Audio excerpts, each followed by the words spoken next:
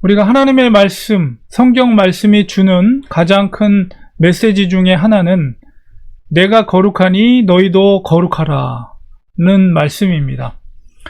하나님의 거룩함을 성경은 다른 표현으로 이제 경건이라고 합니다. 경건이 우리에게 왜 중요할까요? 그것은 바로 구원과 직결된 그리스도인의 열매이기 때문에 그렇습니다. 구원에 이르는 참된 그리스도인은 그의 삶 가운데 경건이 나타납니다. 우리 삶의 거룩함이라고 하죠. 우리 사도행전 7장에서 보면 복음의 확장이 이루어지는 계기가 됐던 사건이 바로 스데반 집사님의 그 순교의 장면, 그것이 이제 7장에 나오는데요. 스데반 집사님은 정말 경건한 그리스도의 제자였습니다. 우리가 시편 우리 116편에 보면 경건한 자들의 죽음에 대해서 기록되어 있는데요. 그의 경건한 자들의 죽음은 여호와께서 보시기에 귀중한 것이로다, 이렇게 노래합니다. 바로 경건한 자들의 죽음을 하나님께서 보시기에 귀중한 것이다, 이렇게 말씀하십니다. 그만큼 경건한 삶이라는 것은 하나님 앞에 하나님께 기쁘게 드리는 것이다 라는 것을 생각하게 되는데, 하나님을 기쁘게 드리는 것은 그리스도인이 마땅히 행해야 될 것이고, 그래서 우리가 경건을 지켜야 하는 것입니다. 오늘은 이 야고보서를 통해서 하나님의 경건에 이르는 길에 대해서 교훈을 깨닫는 시간을 우리가 가지려고 합니다. 성경에 우리 야고보라는 이름이 이제 세 분이 등장합니다.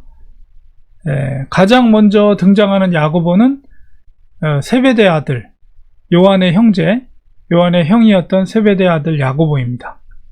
그는 사도들 중에서 제일 먼저 순교를 당했는데 대략 주 44년경 바로 아그리파 1세에 의해서 순교를 당하였습니다.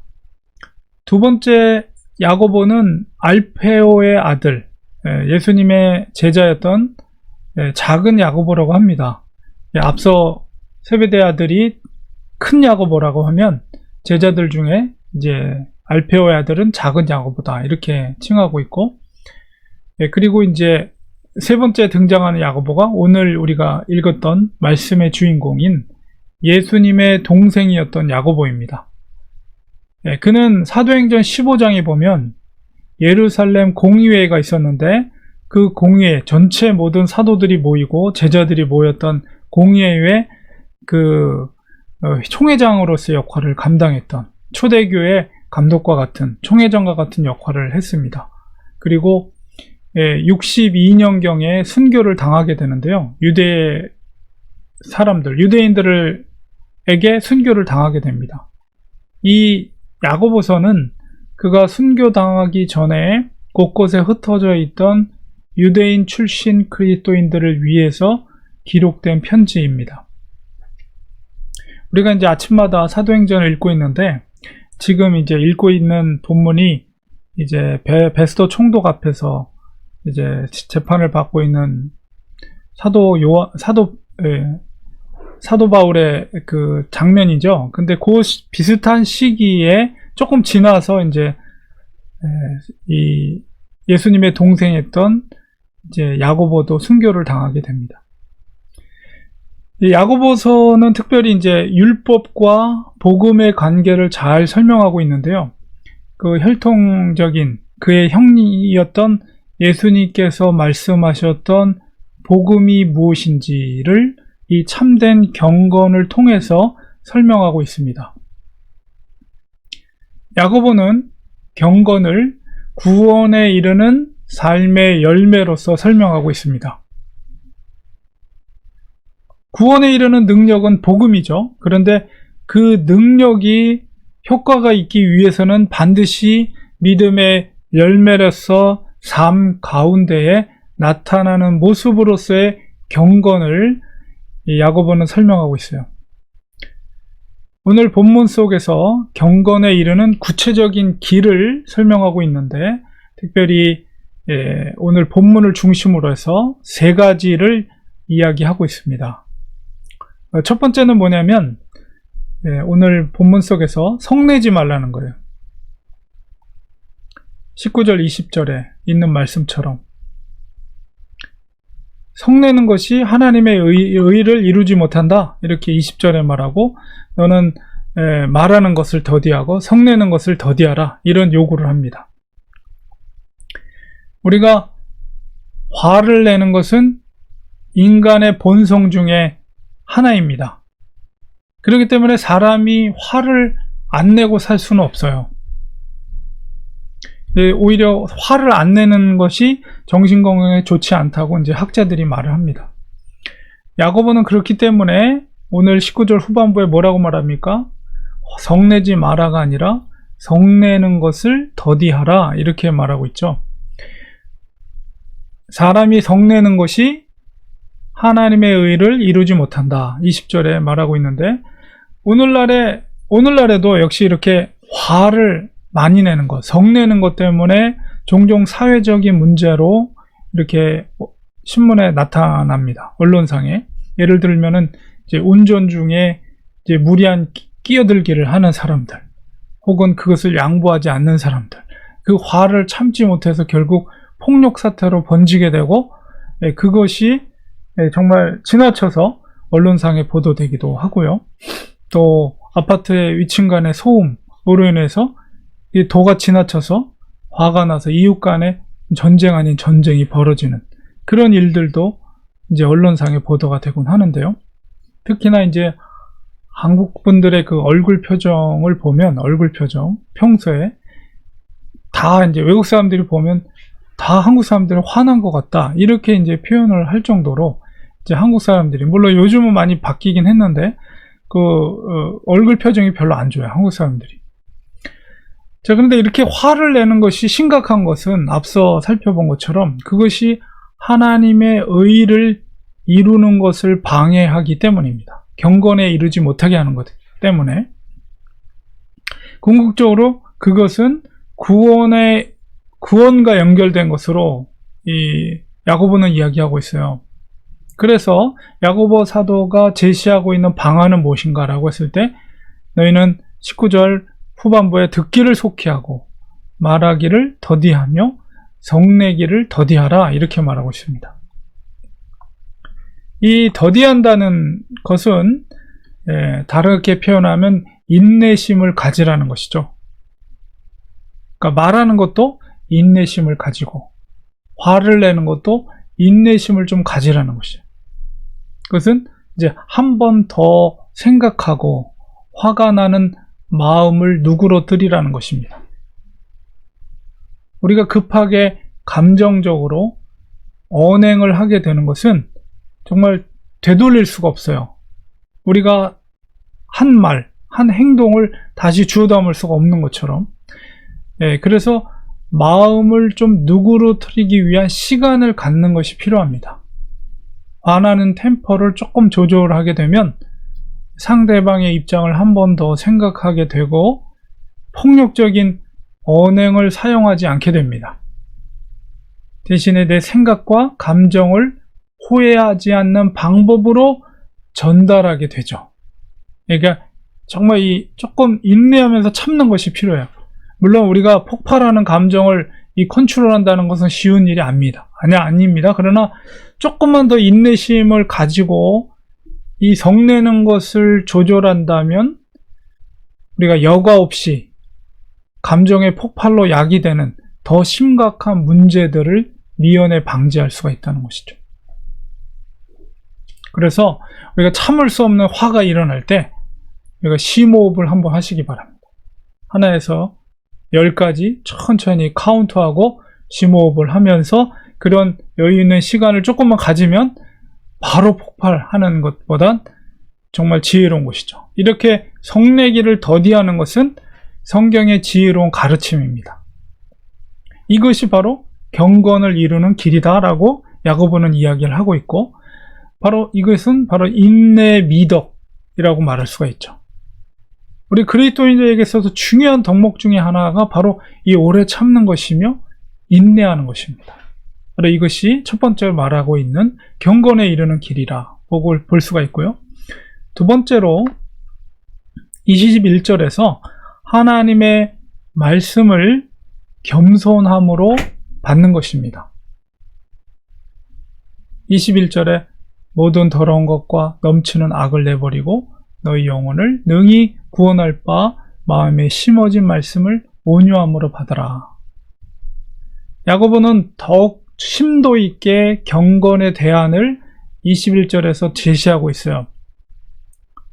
그러니까 우리 속에 분을 일으키는 마음은 사실 정의감보다는 그 대부분이 상한 감정이나 혹은 악한 감정인 경우가 많습니다. 마음 속에 있는 이 악한 마음을 제거하는 것이 바로 경건에 이르는 길이라는 것이죠. 여기서 이 경건에 이르도록 인도하는, 가이드하는 역할을 하는 것이 바로 하나님의 말씀입니다. 야고보는 말씀을 온유함이라고 한글 성경은 표현됐지만 언어적인 표현에서는 겸손함이에요. 그러니까 겸손함으로 말씀을 받을 것을 제시하고 있어요. 그리고 여기서 표현된 말씀은 심겨진 말씀이다 이렇게 표현하고 있죠. 심어진 말씀. 이 의미는 하나님께서 구원 얻을 자에게 말씀을 심어 주셨다는 것이죠. 그 심겨진 말씀을 삶 가운데 겸손하게 이미 심겨져 있기 때문에 그것을 우리가 accept하라는 거예요. 이게 바로 이 영적인 원리가 바로 악을 이기는 힘입니다. 사탄은 이 믿는 자들에게도 이 악한 마음을 심어줍니다. 분노의 마음을 심어주고요. 화나는 마음을 심어줘요. 사탄이 그렇게 하는 이유는 바로 그런 화를 통해서 인간관계를 깨뜨리고 마음의 상처를 주어서 믿음에서 떠나버리는 그런 삶을 살려고 하는 목적입니다. 우리는 연약하기 때문에 그런 상황 속에서 사탄의 의도대로 될 가능성이 너무나도 높습니다. 그럴 때 회복되어야 될 마음이 뭐냐면 겸손이에요. 겸손.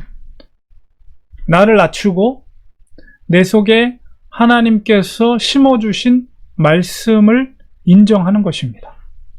우리가 하나님께 기도해야 돼요. 그런 상황 가운데 있을 때 하나님, 저는 견딜 수가 없습니다. 화가 납니다. 폭발할 것 같습니다. 그러나 이 시간 묵묵히 주님의 음성을 듣기 원합니다. 말씀으로 역사하여 주옵소서. 하나님의 말씀이 이 상한 나의 마음을 통제하여 주옵소서. 평안한 마음을 주옵소서. 이렇게 간절히 하나님 앞에 겸손하게 기도하는 거예요. 이렇게 주님을 초청하고 하나님 말씀을 의지하는 것입니다. 이런 겸손함을 가질 때에 사탄을 이길 수가 있어요. 우리 속에 계신 성령님께서 우리의 영혼을 지키십니다. 우리가 겸손한 이런 마음을 가질 때, 겸손한 마음을 가질 때 하나님이 도와주십니다. 정말 부글부글 끓어오르는 그런 마음에 하나님이 말씀이 역사하여서 정말 고요한 평강의 마음으로 우리의 마음을 변화시켜 줍니다. 이것이 바로 그리스도인의 경건의 모습이에요. 야고보가 그것을 이야기하고 있는 거예요. 구원받는 성도의 모습이 바로 그것입니다. 앞서서 말씀이 인내라면 두 번째 말씀 무엇입니까? 겸손이에요. 겸손. 하나님 앞에서의 겸손함이 바로 우리를 경건에 이르게 한다는 것입니다. 세 번째 경건의 길을 야고보는 말합니다. 셋째는 듣기만 하는 것이 아니라 말씀을 행하는 자가 되라는 것이에요. 우리 22절의 말씀, 너희는 말씀을 행하는 자가 되고 듣기만 하여 자신을 속이는 자가 되지 말라. 이것이 바로 우리 믿음 생활에 있어서 정말 가장 중요한 부분입니다. 행하지 않는 믿음을 통해 우리는 남을 속일 수도 있지만 스스로 속고 있을 수도 있습니다. 스스로 믿음이 좋다고 착각할 수가 있어요. 특히 오랫동안 신앙생활 하시는 분들이 가질 수 있는 위험성입니다. 말씀을 듣는 것만으로 내 믿음이 좋고 구원받는데 별 문제 없다라는 착각을 할 수 있다는 것이죠. 야고보 사도는 이 말씀과 행함에 대해서 거울을 보는 사람으로 비유하고 있습니다. 아침에 일어나면 누구든지 꼭 한 번은 우리가 거울을 확인을 합니다. 그렇지만 거울을 보고 난 다음에는 돌아서는 순간 다 잊어버려요. 그 모습을 기억하지 않습니다.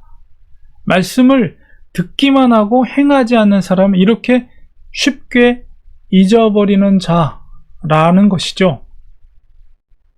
23절, 24절에 보면 그렇지만 누구든지 말씀을 듣고 행하지 않으면 그는 거울로 자기 얼굴을 보는 것과 같아서 그 모습을 곧 잊어버린다. 그러나 25절에서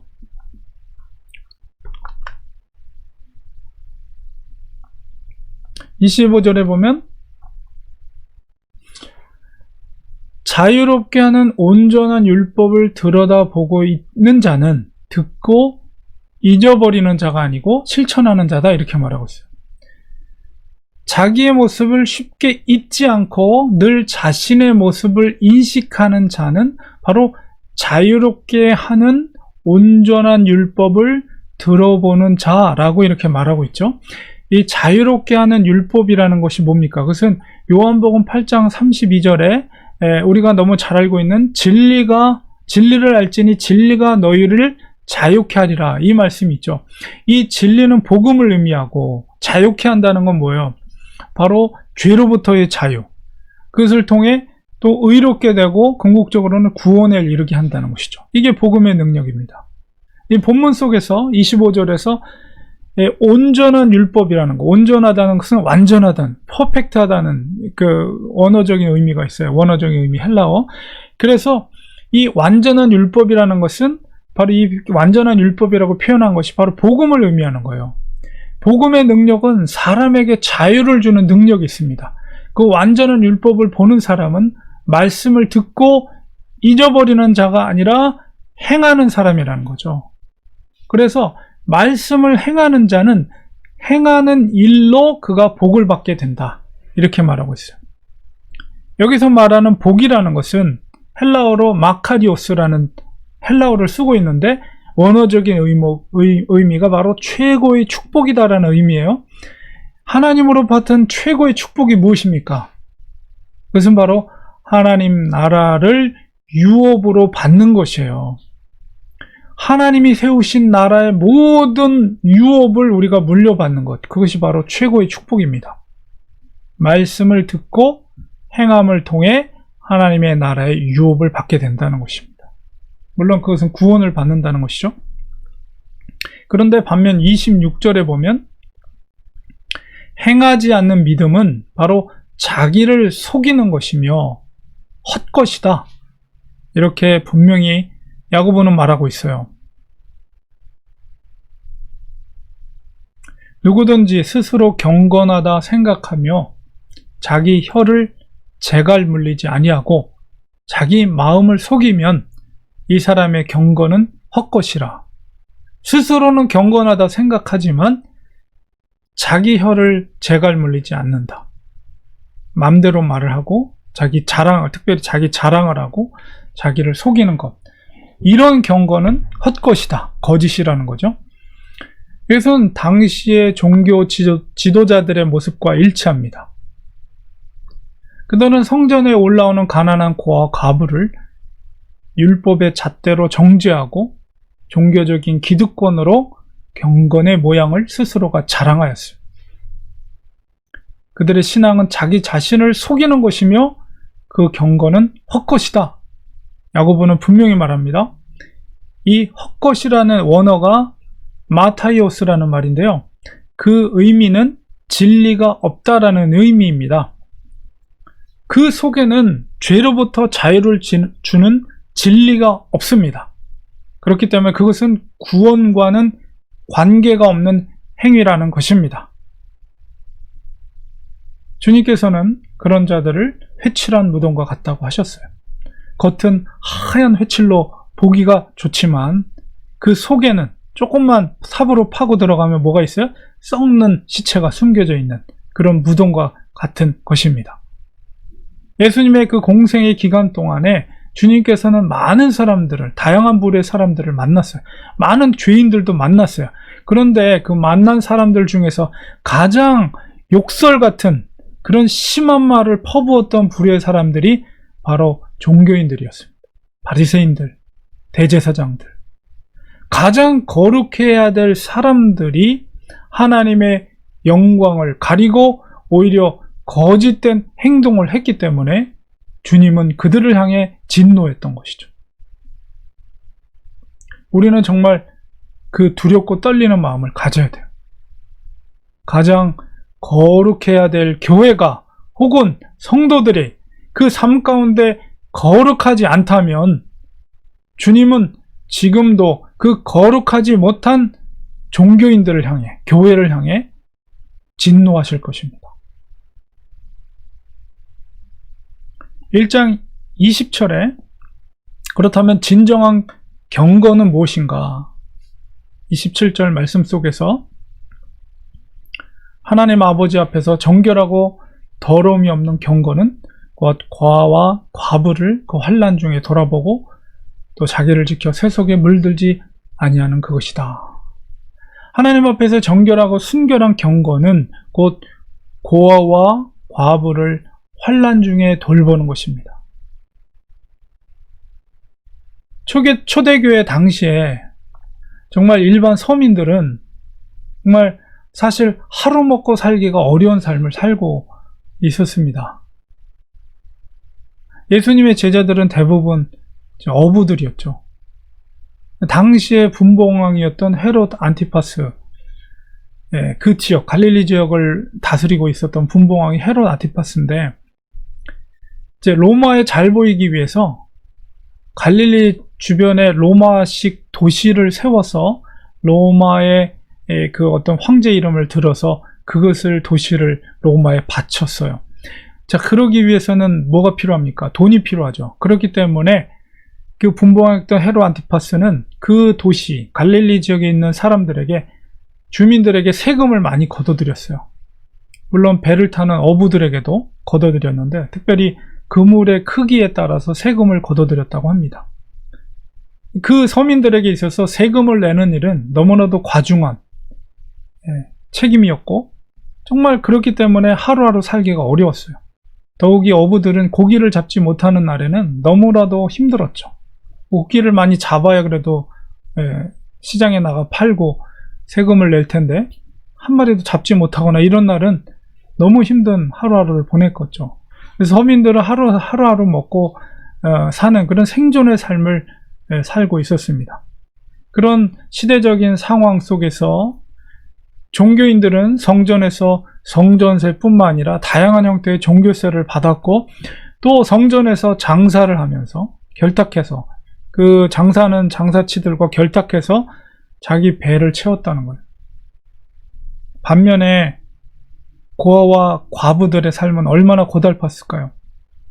남편이 있는 그런 가정들도 하루 살기가 어려웠는데 그런 남편이 없는, 부모가 없는 과부와 고아들은 정말 거지처럼 빌어먹고 살다시피 했습니다. 이런 시대적 상황 속에서 우리가 오병이어의 사건도 그런 시대적인 상황을 이해하면서 그것을 우리가 이해해야 됩니다. 오병이어, 물고기랑 떡, 그게 대순가. 우리가 오늘날에 정말 배불리 먹고 있는 시대 속에 더 맛있는 거 많이 있는 시대 속에서 오병이어 별거 아닌 것처럼 느껴질지 모르지만 하루 먹고 사는 그 서민들에게 있어서 먹을 것을 배불리 먹는다는 것은 너무나도 엄청난 사건이었던 거죠. 그런 상황 속에서 진정한 경건이라는 것은 바로 말만 하는 종교인들의 모습이 아니라 정말 생활고의 압박 중에 있는 고아와 과부를 돌아보라는 것입니다. 돌아본다는 원어적 의미는 살피다, 안심을 시키다 이런 의미인데, 정말 생활고의 압박 중에 있는 이 고아와 과부를 돌보고 그들의 마음을 위로해주고 그를 안심시키라는 거예요. 이 말은 말뿐이 아니라 행동을 통해서 그들에게 필요를 채워주라는 말이죠. 야고보는 2장에서 14절, 15절, 16절에 보면 구체적으로 그 말씀을 하고 있습니다.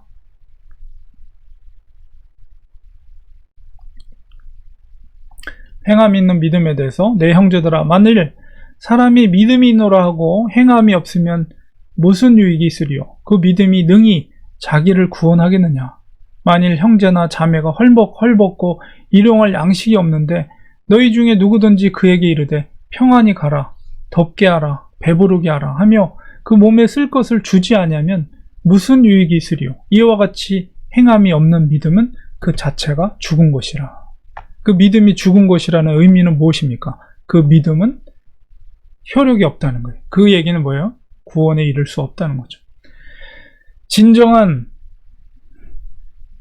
바로 경건이라는 것은 바로 반드시 너에게 믿음이 있다면 행하지 않으면 그 믿음은 가짜라는 거예요. 그리고 진정한 경건에 대해서 또한 우리 본문 속에서 후반부에 뭐라고 말합니까?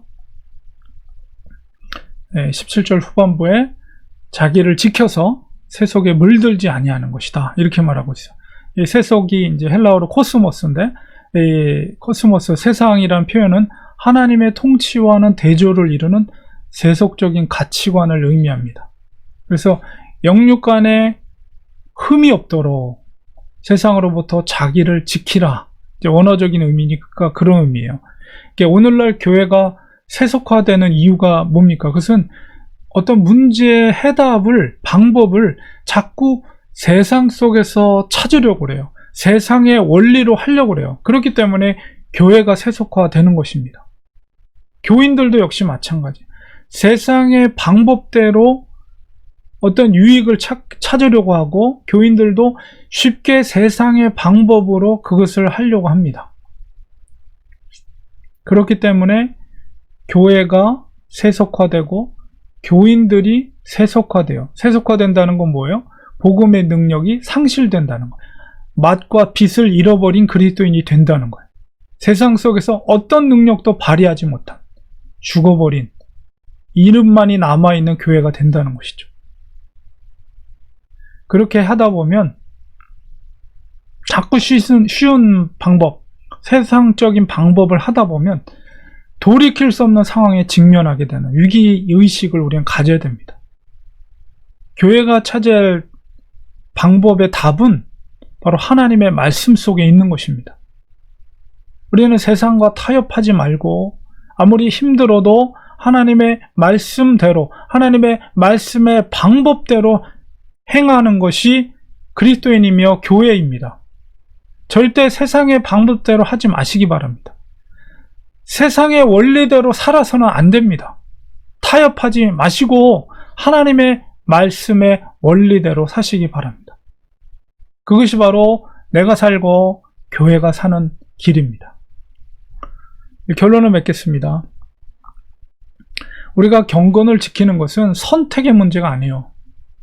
구원을 이루기 위해서는 반드시 우리는 경건을 지켜야 합니다. 경건에 관련돼서 사도 바울이 사랑하는 디모데에게 하는 말씀이 있어요. 디모데전서 4장 7절에 보면 망령되고 허탄한 신화를 버리고 세상적인 것들을 버리라는 거예요. 그리고 경건에 이르도록 내 자신을 연단하라, 이렇게 요구하고 있습니다. 경건은 절대로 저절로 되어지는 것이 아닙니다. 이 연단이라는 것은 훈련이에요. 헬라어 원어적인 의미는 훈련의 과정이 필요하다는 거예요. 힘써야 합니다. 우리가 육체의 건강을 위해서 운동을 하는 것처럼 8절에 육체 연단은 약간의 유익이 있어요. 그러나 경건은 범사에 유익하니 금생과 내생의 약속이 있다, 이렇게 말하고 있습니다. 경건은 모든 범사에 유익한 것입니다. 육체의 훈련이 이 땅의 삶을 위해서 필요한 것이라면 경건의 훈련은 이 땅에서 뿐만 아니라 다음 생을 위해서 약속이 있는 말씀입니다. 경건은 구원과 직결된 것이라는 것을 우리 항상 마음판에 새겨야 돼요. 종교 지도자들, 목회자들, 선교사들만 경건에 힘써야 된다라고 우리가 착각해서는 안 되는 것입니다. 그리스도인들은 경건에 힘써야 돼요. 그래야 구원에 이를 수 있습니다. 어떤 것보다 우리는 경건의 훈련에 힘써야 합니다. 약속의 말씀을 의지하시기 바랍니다. 하나님의 말씀과 기도로 거룩하여진다. 4장 5절에 이 두 가지의 은혜의 방편을 통해서 우리는 더욱 경건에 힘써야 합니다. 이 경건이 바로 우리를 구원의 길로 인도할 것입니다. 그리고 또한 4장 6절에 보니까 내가 이것이 뭡니까? 하나님의 말씀과 기도로 거룩하여지는 것. 이것으로 형제를 깨우치면 그리스도 예수의 좋은 일꾼이 되어 믿음의 말씀과 내가 따르는 좋은 교훈으로 양육을 받으리라. 이건 뭐예요? 성숙한 그리스도인의 제자가 된다는 거예요. 우리가 이 땅에서 살아가는 목적은 무엇입니까? 정말 성숙한 그리스도인이 되어서 큰 일을 맡을 수 있는 능력 있는 제자가 되는 거예요. 그것이 무엇으로 가능한다고요? 바로 하나님의 말씀과 기도로 너희가 거룩하여지고 이것이 경건의 훈련으로 너가 그렇게 능히 하나님의 제자로서의 그 사명을 감당할 수 있다는 것을 사도 바울이 마지막 디모데에게 당부하고 있는 말씀이죠. 역시 야고보도 오늘 야고보서를 통해서 우리에게 당부하고 있는 것입니다. 경건이야말로 우리가 힘써야 될 것입니다. 하나님의 말씀과 기도로 너희가 거룩하여지고 경건해진다라고 말씀하고 있습니다. 이것을 우리가 마음판에 새기고 우리가 더욱더 경건에 힘쓰므로 우리가 구원의 길을 가는 데 있어서 흔들림 없이 타협하지 않고 끝까지 믿음의 길, 믿음의 목표점에 도달하는 우리가 되어야 되겠습니다. 기도하겠습니다. 하나님 아버지, 예수님의 동생이었던 야고보를 통해서 경건이야말로 구원에 이르는 우리 성도들이 지켜야 될 것임을 우리가 다시 한번 깨닫게 됩니다. 구체적인 또한 방법도 그것을 제시하고 있습니다.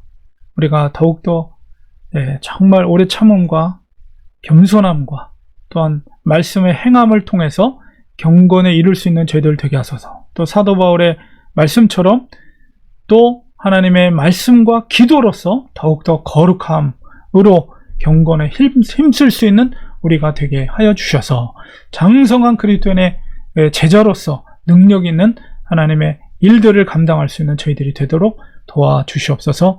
예수님의 이름으로 기도드리옵나이다. 아멘.